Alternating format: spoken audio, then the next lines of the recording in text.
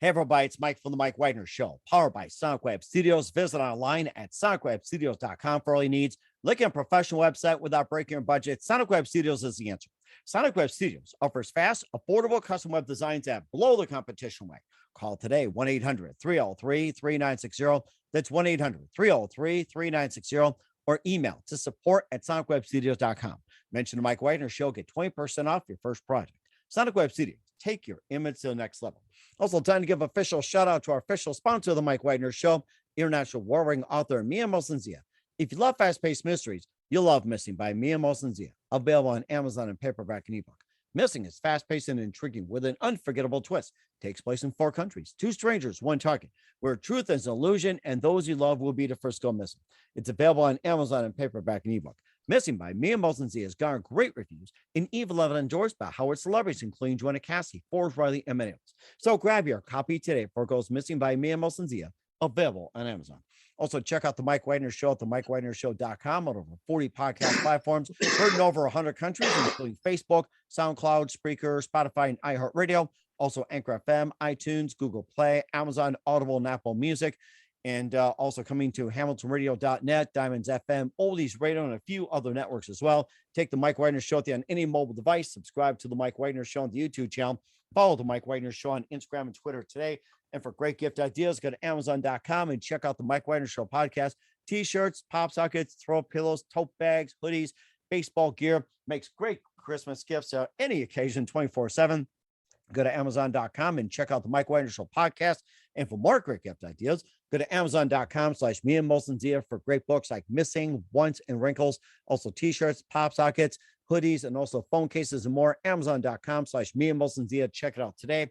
Also support the Mike Widener Show on Anchor FM, PayPal, the MikeWidenerShow.com. You can also buy me a coffee at buymeacoffee.com at the Mike Widener Show. Make sure you do so today.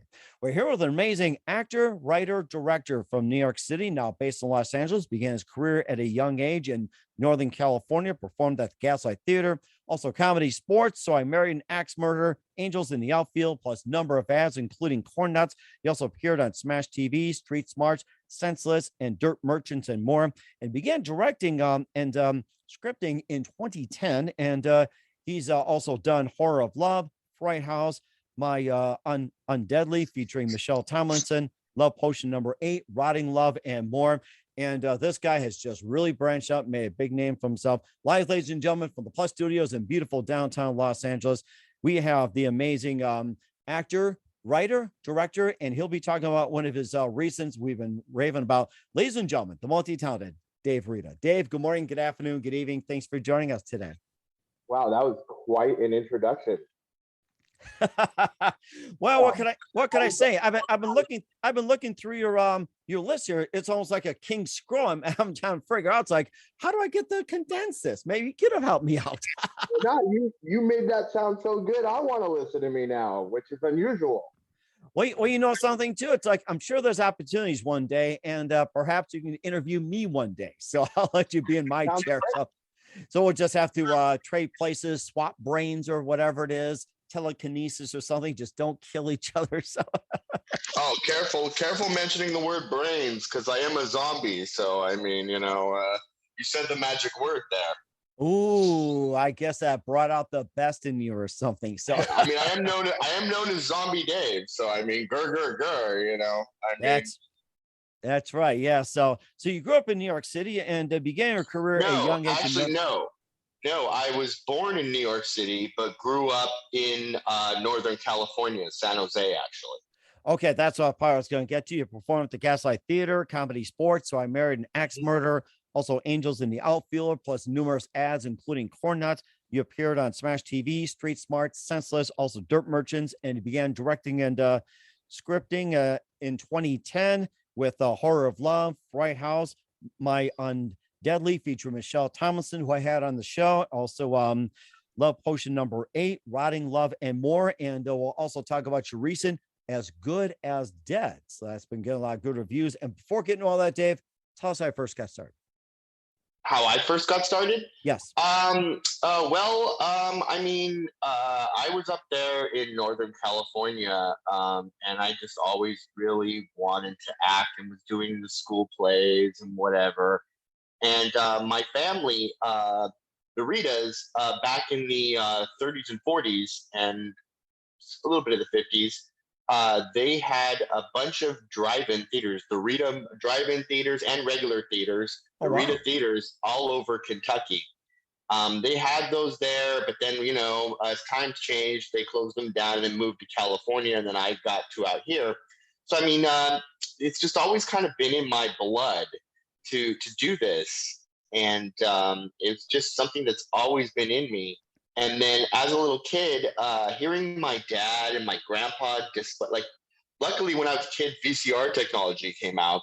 So my grandpa and my dad were able to watch all these movies that they had shown in their theaters back in the day. And just hearing them talk about how the movies affected people and how the audiences were going through this, like in the real world, they were going through this horrible thing, but then they'd come in the theater and then for a little while they'd go on this adventure or go on a Western thing or cry or see what, some amazing thing. And they just get taken away for a little while.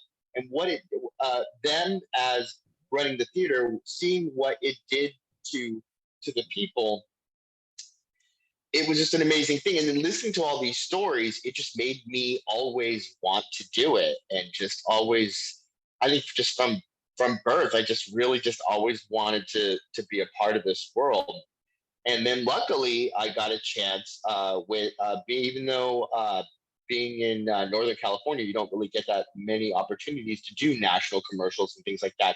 Usually they cast them somewhere else, like usually in LA or whatever. And then they bring that crew and whatever to San Francisco and then film there. But luckily, they were actually doing casting in San Francisco at that time for the Corn Nuts commercial. And I did that commercial. And then once that I did that commercial and it went national in the early 90s, everybody was like, okay, now you have to go to LA. And so that's what brought me here. And then I began doing that. That's really interesting. And what was that one exact precise moment that simply influenced you into what you're doing for the rest of your career? One moment. Honestly, it's such a weird thing. When I was a little kid, I remember I was like very little. I'm about to age myself, but I'm not going to say how old I was, but I was very little. And I really wanted to see this movie Clash of the Titans. And it was in the movie theater, the original Clash of the Titans, by the way.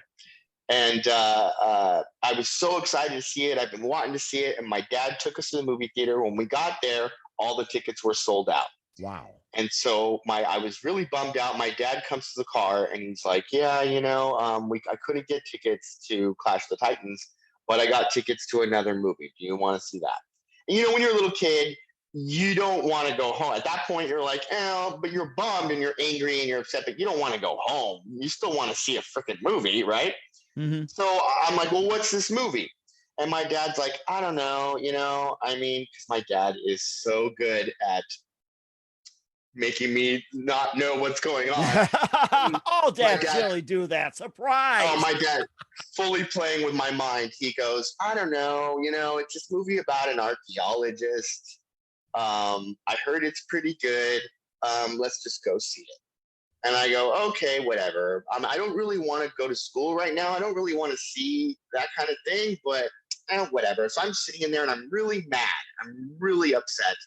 And I'm just kind of paying attention and I'm watching the movie and the movie's going and whatever. Then all of a sudden, this gigantic boulder starts chasing the lead dude. And of course, he realizes it's Indiana Jones. I look over at my dad and I'm like, what kind of movie is this? And I just remember at that moment being sucked. I mean, you're watching this boulder chase Indiana. If you're not in the movie by then, and it was just, I was so in.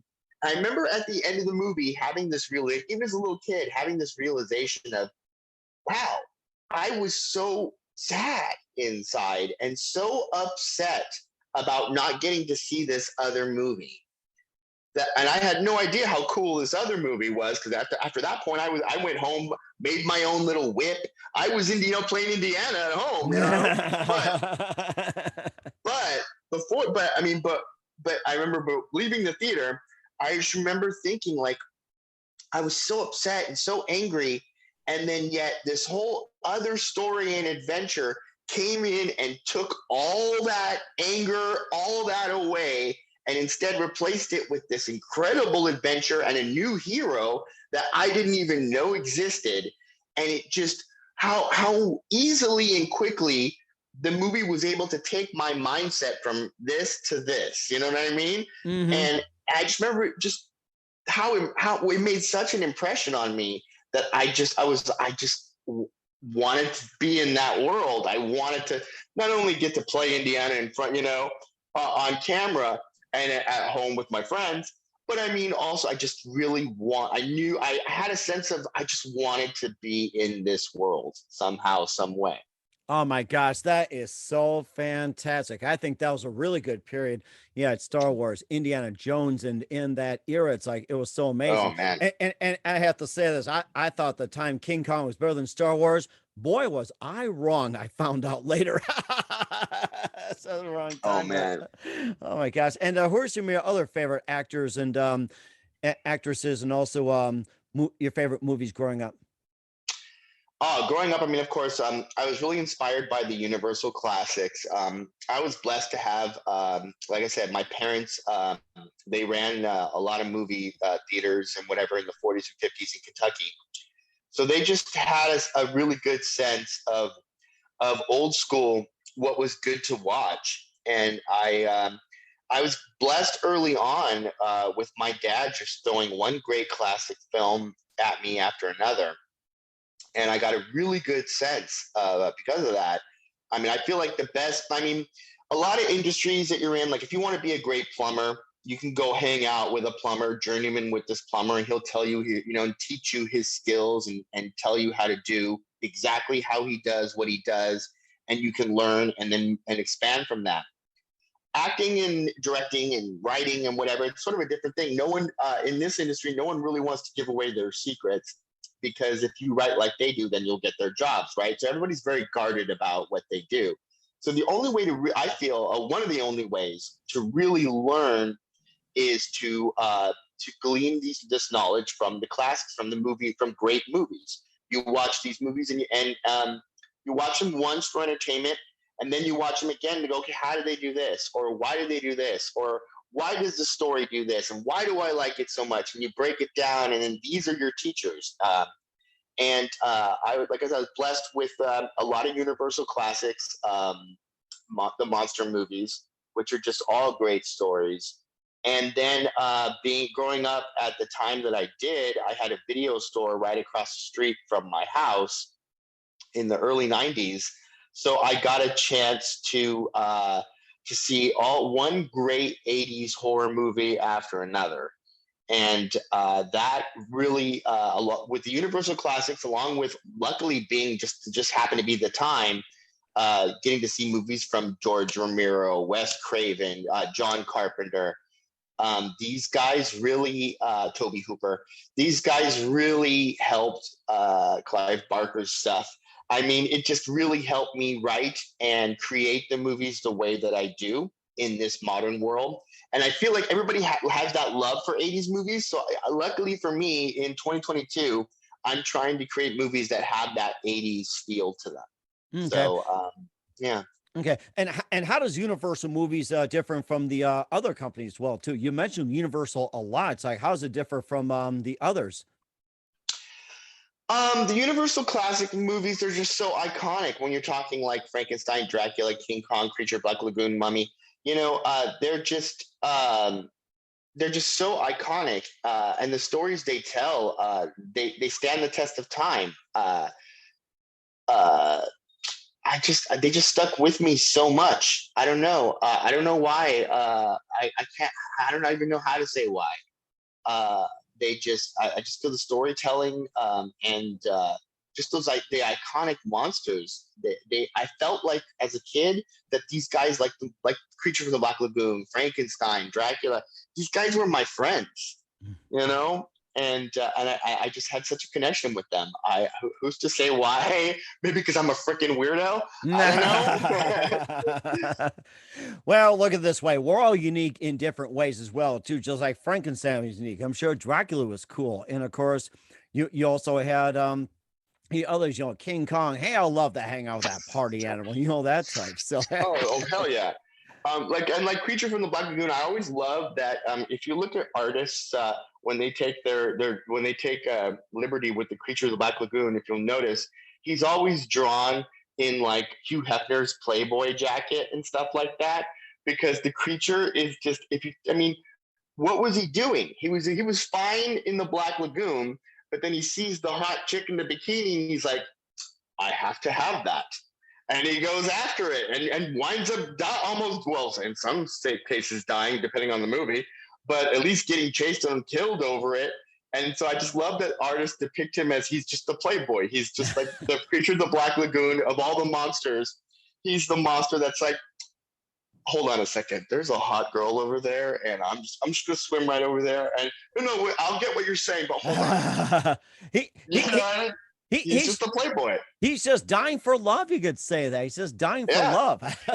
And there's so many fish in the sea, right? That's right. Yeah. When I think of that suave, Hugh Hefner or Playboy stereotype, I also think of werewolf as well, too. Werewolves in London, they howl and everything. It's like that's another one that just comes to mind, too. It's like, go on forever and ever, I'll tell you. Werewolf's the wingman, for sure. Mm-hmm. Wingman, that's right. Yeah, he's howling. The werewolf for sure. I always imagine Frankenstein is married, so he's chill. He's over there. Oh, you know what the bride said to me today? And they're all like, dude, I don't know. I have my own world of how they talk in my head, but yeah. And I'm sure you probably get with Mel Brooks, and he likes to make fun of Frankenstein, Dracula, and all that. So it's just like, oh my God. Abnormal. What are you? This will tell you why I am the way I am and how I was raised. That movie, my dad is so awesome. What my dad did to me. Okay, Young Frankenstein. One night, my dad found out it was coming on TV, so my dad decided to fuck with me as he does. And he goes, he comes into my room and he's like, Dave, all right, you know what? There's this movie coming on right now.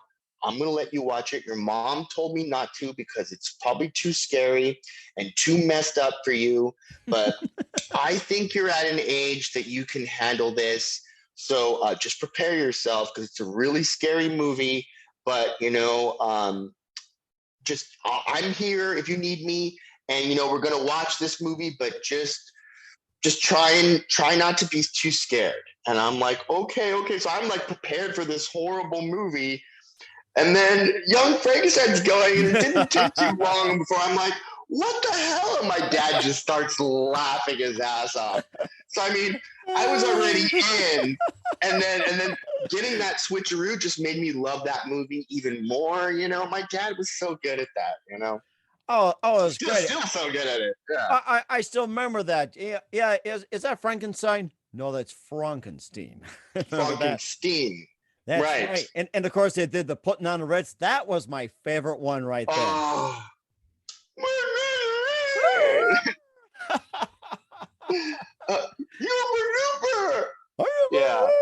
Yeah. Oh man, so good. Oh my gosh, yeah. I love how he feeds him a little dog treat during the performance and everything. Oh, so good. So good. And of course, he also been some good ones as well, too. Gaslight Theater, Comedy Sports, So I Married an Axe Murder, and I'd love to hear about that. We'll talk about it in just 1 minute. But first, listen to The Mike Widener Show at themikewidnershow.com, powered by Sonic Web Studios. Visit online at sonicwebstudios.com for all you need. Making a professional website without breaking your budget. Sonic Web Studios is the answer. Sonic Web Studios offers fast, affordable custom web designs at below the competition rate. Call today, 1-800-303-3960. That's 1-800-303-3960, or email to support@sonicwebstudios.com. Mention the Mike Widener Show, get 20% off your first project. Sonic Web Studios, take your image to the next level. Also, time to give official shout out to our official sponsor of the Mike Wagner Show, international warring author Mia Molson-Zia. If you love fast-paced mysteries, you'll love Missing by Mia Molson-Zia, available on Amazon in paperback and ebook. Missing is fast-paced and intriguing with an unforgettable twist. Takes place in 4 countries, 2 strangers, 1 target, where truth is illusion and those you love will be the first go missing. It's available on Amazon in paperback and ebook. Missing by Mia Molson-Zia has garnered great reviews, and Eve 11 endorsed by Howard celebrities, including Joanna Cassie, Forbes, Riley, and Minnells. So grab your copy today for Goes Missing by Mia Molson-Zia, available on Amazon. Also, check out The Mike Wagner Show at themikewagnershow.com on over 40 podcast platforms, heard in over 100 countries. Take us with you on any mobile device. Subscribe to The Mike Wagner Show on the YouTube channel. Follow The Mike Wagner Show on Instagram and Twitter today. And for great gift ideas, go to Amazon.com and check out The Mike Wagner Show podcast. And for more great gift ideas, go to Amazon.com/Mia Molson-Zia for great books, merchandise, and more. And you can also support The Mike Wagner Show at themikewagnershow.com, Anchor FM, PayPal.com, and buy me a coffee at buymeacoffee.com at The Mike Wagner Show. Make sure you do so today. We're here with the amazing multi-talented actor and also director and also script writer Dave Reda here on the Mike Wagner Show. And before we get into some of your multi-talents, including your latest As Good as Dead, you perform at the Gaslight Theater, Comedy Sports, So I Married an Axe Murder, Angels in the Outfield, and more as well, too. Tell us about some of that, and especially marrying an axe murder. What was it like working with Mike Myers on that one? That's so funny, that movie. That's actually the first actual major set that I had ever been on. I was 18. I was a little kid. I was so green. I didn't know what you weren't supposed to do when you were on set, or I didn't know anything. I remember going to that set, and I remember there was this table, and I was hungry because we were shooting in San Francisco, and it was nighttime. And I go to this table, and I go to reach out and grab an apple, and this crew guy walking by yells at me, "Hey, are you union?" And I was like, "What's a union?" I didn't even know anything about SAG or anything. I'm like, "What's a union?" He goes, "That means you're non-union. That's your table." And he points to this rickety table that was next to the table that had all this food on it. Next to it was this rickety table with like some moldy cheese and like oh my god cracker. And I'm just like, right there I got a sense of what it was like to be union or non-union right away, but I'm like, what is this thing, union? I don't even know. And it was so funny. I was standing on this set, and I was just like taking it all in, because it's the first time I'd been on a major set. They were doing fake rain and everything, and I was just watching everybody bustle around, and the camera was bigger than me, and it was just such an amazing thing. And I remember I did the weirdest thing. That's something I've never done, but I was just on that set, and I just closed my eyes and just was standing there like this, wishing. I was like, okay, I love this so much. I want to be a part of this world. I want to be a part of this world. And I was wishing it so hard. And then as I'm like standing there like this, I hear a voice go, "Hey, excuse me, do I know you?" And I looked up to see who was talking to me, and it's freaking Mike Myers standing right in front of me. Oh my gosh, how you like that? and I go, and I'm looking at him, and I go, I know who it is, because Wayne's World 1 had just come out and everything, and I was a huge fan of Saturday Night Live. Oh, my favorite. I loved it. Yes. So I'm just going, and he goes, "Do I know you?" And I go, "No." I mean, I'm this little 18-year-old. I mean, there's no way you could know me, And he's like, "No, I swear I know you from somewhere."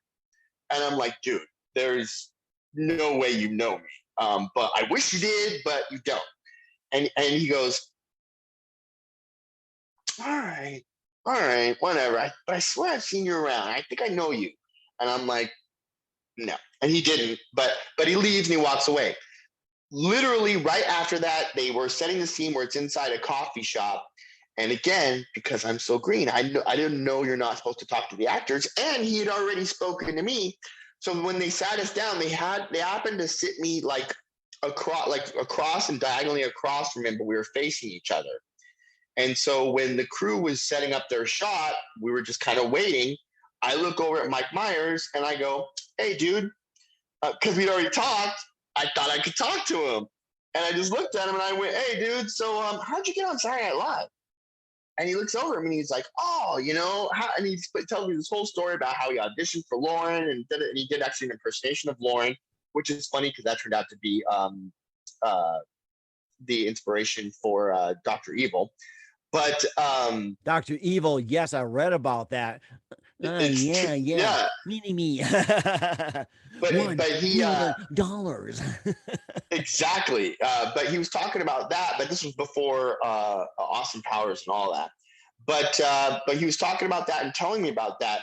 And it's so funny because all the other actors and some of the crew were looking at me at first. Their first impression was, "Oh my God, this little like wannabe dude just started talking to the star."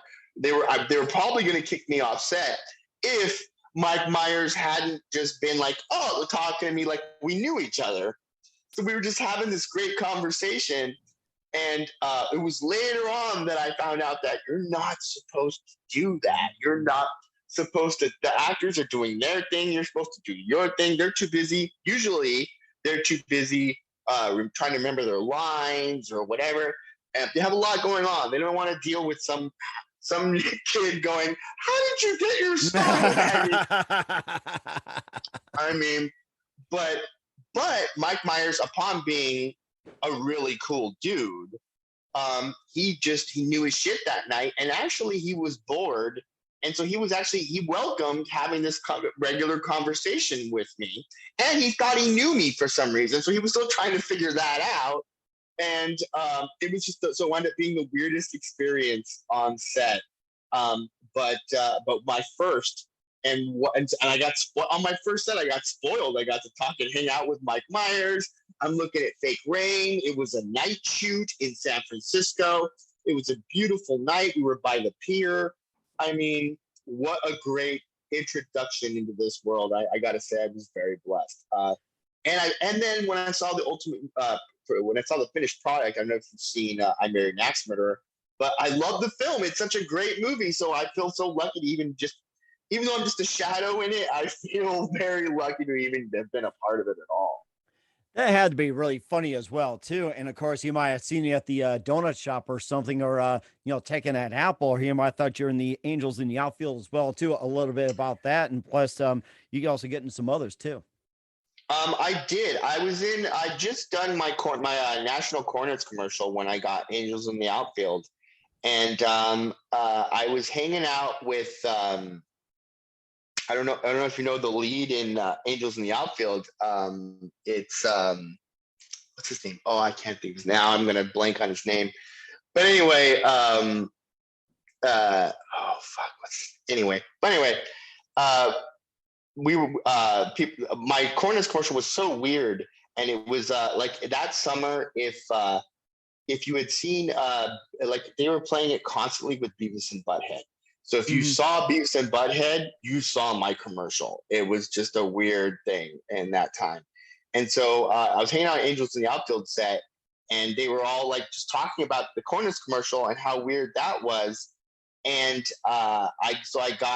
because of that, I got the opportunity to actually get to do things that most people wouldn't have got to do. I kind of got like the way in a little bit. Mm-hmm. And I thought it was, at one point I got to, one of the days I was peanut vending for Angels in the Outfield, which I was just, pretending like I was a peanut vendor throwing peanuts at everybody. That was cool until they'd reset the shot and they'd go, okay, back to one. And then everybody that I tossed peanuts to would all throw the peanuts back to me at the same time. And they'd try to beat me. So all of a sudden we go back to one, and then boom, boom, boom, boom, boom. I get pelted with freaking bags of peanuts. That part sucked.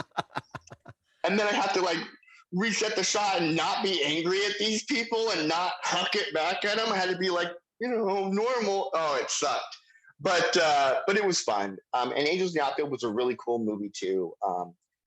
It's just weird to be on these sets and not realize what you're making when you're making it. And then you see all these cool things are happening. And then when you actually see the final production, it was just so amazing to be like, wow, that's actually kind of a cool movie. And I got to be in it.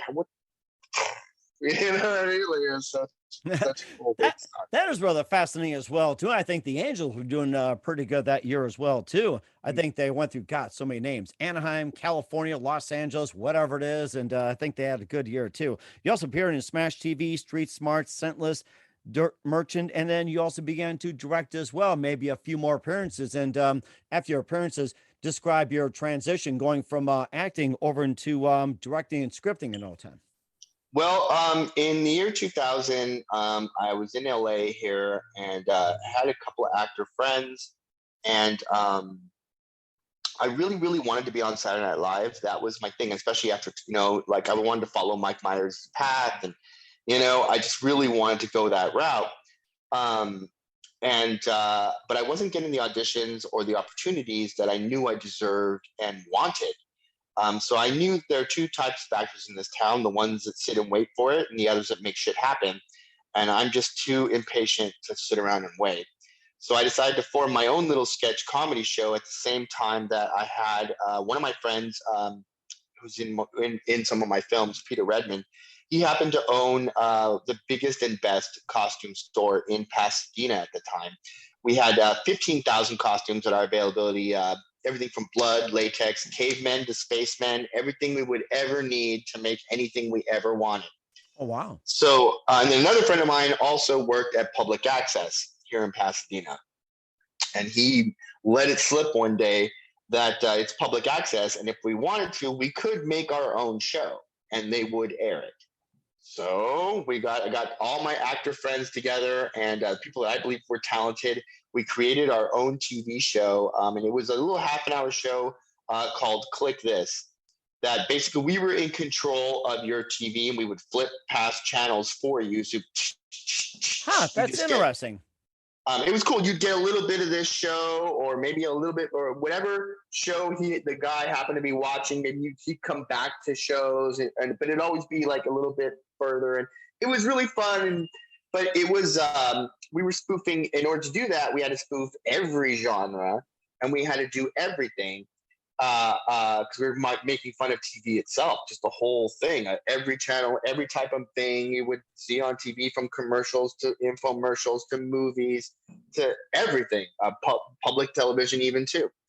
And but one of us, because we were all actors, one of us had to direct. I was the leader of the group. I was the one that put this together. So it just kind of seemed natural and fell to me to do. Then once I started directing, because we were making fun of all these different channels and different types of things, my show, it wound up lasting for 3 years. And it was this odd, weird little crash course on how to make movies in different genres and different styles. And so I basically sort of oddly by accident learned how to direct and create and these different moods and styles and things. And so we did that sketch comedy show wound up going for 3 years. We had a lot of success with it, but breaking into TV is a lot harder than having a movie and trying to sell a movie. And so then we realized that's when we had to move and make a movie. And that led me to making my first feature film, Bit Parts. That is so interesting. I thought about the part about public access and controlling the channel as well too. It made me think of Adam Sandler's Click and Wayne's World pretty much just combining like a marriage or so.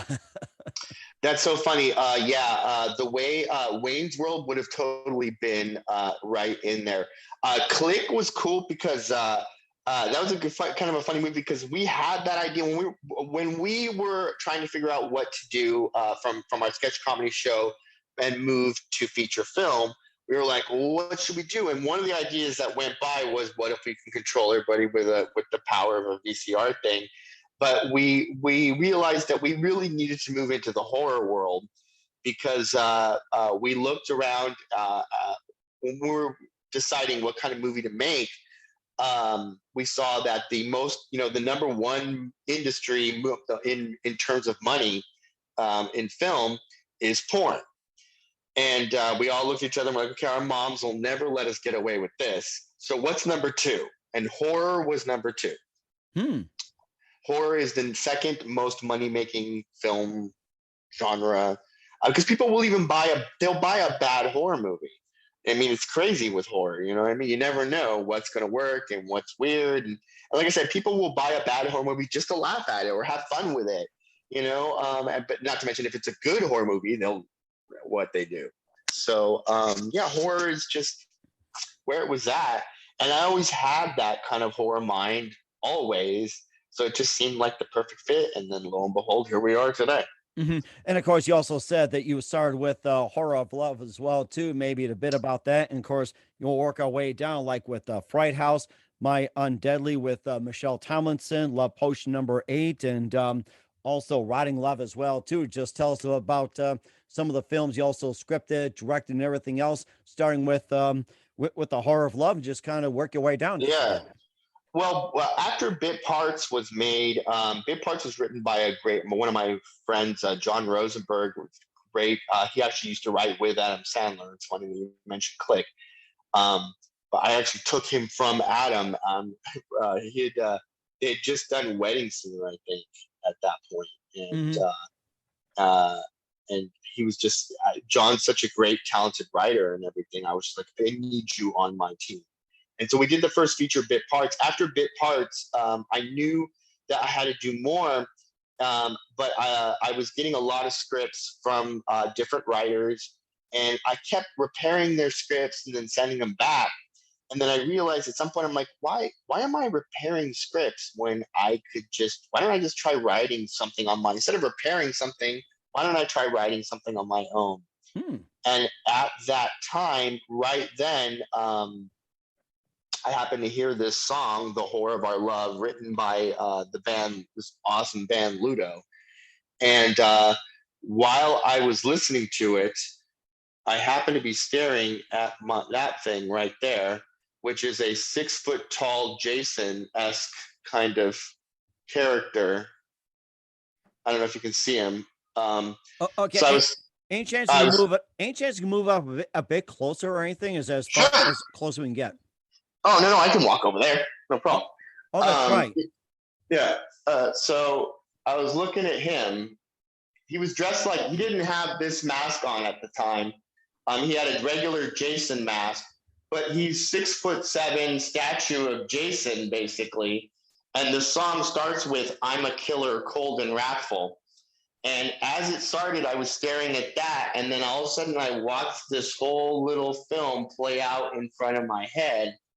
And when it was done, I was like, that was a really cool thought, but I've never seen anything like it. I wonder what would happen if I actually made that film. And then, so I wrote it, we created it, and we gave him that face. And so I also thought it'd be funny is, after we created Monster from The Horror of Our Love and his iconic face and everything, I was like, wow, it'll be cool because I'll actually have if the film actually does well, then I'll have a 6'7" statue from one of my films in my house, which now I do. But anyway, that was the first thing that I had ever written on my own. It was the first thing that I ever, just this weird idea that I had, and I made it and put it out there, not knowing what would happen. Especially this being the first thing that I wrote completely on my own. You never know what's going to happen. And then that film, The Horror of Our Love, wound up winning everywhere. And it actually made a bigger noise than my feature film Bit Parts did. Wow. Yeah. That is certainly amazing, too. When I looked at it, it made me think of that guy from Iron Maiden as well, too. Just very similar or strikingly. And then you had Ludo, you had the character. I mean, it was just like a marriage. It was like a marriage kind of just made together. It's just great chemistry. It's like, I looked at, it's like, at first I might have been like Iron Maiden or something, but you created better. So it was amazing how it all connected. And then the band just really, they're such a great bunch of guys. The song itself is so catchy, and it's just the lyrics themselves are so clever. The guy that writes the song, Andrew, he's just such a clever dude in his own right. And what he's writing very metaphorically, I just happened to take what he wrote metaphorically and not be metaphorically with it. Mm-hmm. And so it made the movie horribly sweet. And but it definitely, like I said, it made a bigger noise than even my feature did, and it also sealed what my style would be. This would be that movie came out in 2010. Here we are in 2022, and my voice has not changed. That's when I with Horror of Our Love is when I found my voice as a writer, as a director, and the kind of films I wanted to make, which were these horribly funny and sweet things. Mm-hmm. And of course, you also had Fright House and also My Unfriendly with Michelle. My and Deadly. My and Deadly, yes. Yeah, why and I keep Deadly saying with that? Michelle Yeah, Thompson. Well, no. I mean, it's a weird play on. It's a weird title. Yeah, the little zombie film My and Deadly with Michelle. That one killed everywhere too, and that one has its own little magic and tricks to it. And but that movie would not be what it is without Michelle and her performance in that one. I'm in it too, but and I'm doing. If you see the movie, I'm doing really weird shit, but yet it's Michelle that makes that movie for sure. She is the anchor of that film. And certainly amazing. We had her on the show as well, and too, and talked about experience, great. And also with Love Potion #8 and Rotting Love as well, too. Just a couple of those. Love Potion and Fright House, those are two movies that are written, but they're to be made. Rotting Love is one that I did with the awesome Brooke Lewis. That was amazing, little zombie weirdo film. Again, in my style, talking about that one's what like sometimes a relationship goes stale, and sometimes you need something to liven up the relationship. It just so happens that it took something dead in this situation because zombies show up. So yeah, with that one, it's a very interesting little crazy film that came out. God, I always forget. Does anybody have a sense of time properly anymore after 2020? It's like 3-4 years ago, I think. But the film I have out right now is As Good as Dead, starring the lovely Ashley Mary Nunez, Danny Shaka, and Jeffrey Dammit. And my cast and crew are amazing on this one. I have the best zombies I've ever had, thanks to Boneyard Effects, Larry Bones, and Cheryl Bones over there. They made my zombies look, I mean, they're Walking Dead style zombies. They look amazing. And the way I describe that film is, you know what? It's got 80s music. It's got zombies. What's not to love? And where can we find all your movies at, Dave? Depending, I mean, like feature Amazon and whatever, like Bit Parts is out there, whatever, and stuff like that. If it's a new movie like As Good as Dead, you can find me at the festivals because we have to put them through the festivals before we release them. Otherwise, you can find a lot of my work, like a lot of the short films I do. I'll run them through the festivals for a year and then just throw them on YouTube. So it's under my film company, Elf Twin Films on YouTube, or Elf Twin Films on Instagram, or just Dave Reda on Facebook. Okay. I mean, but yeah, that'd be the Elf Twin Films on YouTube. There is a lot of stuff I do, just like I'll do a little small project just for YouTube. Like I have a couple of horribly sweet poems and stuff I've written, and I'll have like an artist draw up something from the poem, and then I'll speed the footage. So it takes about 2 minutes for the person reading the poem to read the poem, and the artist is drawing a thing, and everybody ends at the same time. Oh wow! Okay. Some really cool little it's just little fun 2-minute stuff, just to keep everybody entertained. And certainly do so. What's coming up for Dave Reda? We'll find out just 1 minute. You listen to the Mike Wagner Show at the MikeWagnerShow.com, powered by Sonic Web Studios. Visit online at SonicWebStudios.com for all your needs. Also brought to you by our official sponsor of the Mike Wagner Show, international warring author Mia Molson's The Missing, available on Amazon and paperback and ebook. We'll be back with the amazing actor, director, and screenwriter Dave Reda after this time out. We're back with the multi-talented Dave Reda here on the Mike Wagner Show. We, covered a lot of ground here, including As Good as Dead, which is already out as well, too, along with some other movies as well, like Horror of Love, Fright House, and My Undeadly, featuring Michelle Tomlinson and more. And what's coming up for you in 2022, Dave, and what can we expect from you? Whew. Right now, I'm working on some pretty cool projects, some new movies. One of them being this project that's very, very close to my heart. It's called the Morbid Mariachi. What that movie's about, I can't say too much because I don't want to give too much away of the things I'm going to be doing. But the Morbid Mariachi, he's a skeleton mariachi, and he's the avenger of broken hearts. If you use love badly or poorly, or for financial gain or personal gain, or just use love wrong, the mariachi will come to you and he'll sing you his song and make you experience that love and feel that love. And just when your heart's about to burst out of your chest, that's when he reaches in, pulls out your heart, puts it in his guitar case, brings it to the Santa Muerte. She cleans it and then sends it back out in the universe clean. So that's what that movie's about. And then also I'm working on a feature right now called The Chesterfield Witch, which is based on an actual Amish legend. And I love this movie because I feel like it sort of, I mean, the way George Romero wrote the rules on zombies, I feel like this one sort of writes the rules on witches. It really tells a really cool witch story and sets some rules down that I kind of feel like will be the rules.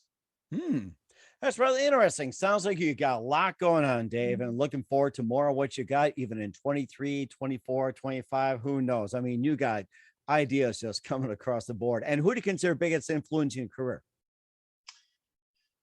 Ooh, George Romero for sure. I mean, I was blessed when I was a little kid, it being the time that it was. I snuck into a movie theater with a buddy of mine to see horror movies, and I got blessed to see Dawn of the Dead was one of the first horror movies I got to see in the movie theater, and it just I'm sorry, Day of the Dead, the third one. Dawn of the Dead's the mall. Day of the Dead was the third one, and the movie itself, what didn't take me so much as much as Bub did from that movie. If you know the movie, the zombie Bub. He's just, it was the first time that I'd ever seen anybody, even though the rest of the zombies are all eating humans and they're bad and whatever, and not that Bub is good, but Bub just has a soul. You know, there's a sort of a human side to him, and it was the first time I'd ever seen anybody make a zombie, one of the villains, one of the heroes, and it just always stuck with me. And I think that's really why, if you look at all the movies I do, what I'm doing is I'm showing you the perspective. Everybody always normally looks at it through the human's eyes and what a horrible thing, a monster's chasing me. What if you look at it from the other side, from the zombie's perspective? It's hungry, or maybe he likes you, and you're reading it all wrong. You know, so I was trying to show a little bit from the monster side. What are they thinking? What are they feeling? Because monsters need some love too. Well, that's why there's love monsters out there. You got that. So there you go. Oh, I think we just came up with another movie, The Love Monster. Yes, Mike Myers in it. Or was that the other one? Okay. Ideas are galore. Anything possible when it comes to Hollywood. No, that's true. Yes, that's right. What's the best advice you can give to anybody at this point? Keep fighting, keep punching, keep kicking. This industry will always try to stop you, especially if you're doing something different and following your own path. You're following what your heart tells you to do. They're always going to tell you you're wrong and to stop. And the best thing to do is ignore all that and put it out there. Let the world decide if you're good, not just some people are telling you just, when the world tells you your movie's no good, then maybe it might not. And even then, you know, so many movies have come out that like were supposed bombs, and now people love them today. So I mean, even then, you know, the thing, most important thing is to finish, to have an idea, create it, finish it, make it, put it out there, keep punching, keep fighting. That's the best advice I could give. And certainly great advice to Dean as well, too. Once again, we're with multi-talented actor, director, screenwriter, Dave Reda here on the Mike Wagner Show. Dave, a very big thank you for your time. You've been absolutely fantastic. Learned a lot from you. Looking forward to having you again soon. Make sure you keep this up to date. Keep in touch. Love having you back. And oh, what an honor. Thank you so much, my man. And of course, being a legend like you, and tell us about your upcoming projects. Once again, what's your website? How do people contact, or can people purchase or check out your works? Well, awesome is you can see As Good as Dead hitting the festivals right now. And let's see, we just played Vegas a couple weeks ago, but we've got some festivals pending. So hopefully it'll be in a town near you. If not, you can check out my stuff. Bit Parts is available all over the place. You can check out stuff on my YouTube, which is my Elf Twin Films on YouTube, or Elf Twin Films on Instagram, or my Dave Reda Facebook. Check out the new movies. As Good as Dead is out there. Let's see. The Morbid Mariachi is on its way. The Chesterfield Witch is on its way. So hopefully we'll get this to you as soon as possible. Sounds great. We'll certainly do that. Once again, Dave, a very big thank you for your time. You've been absolutely amazing. Looking forward to having you again soon. Make sure you keep us up to date. Keep in touch. Love having you back. We wish you all the best. And Dave, you definitely have a great future ahead of you. Thank you so much. Again, it was an honor, man.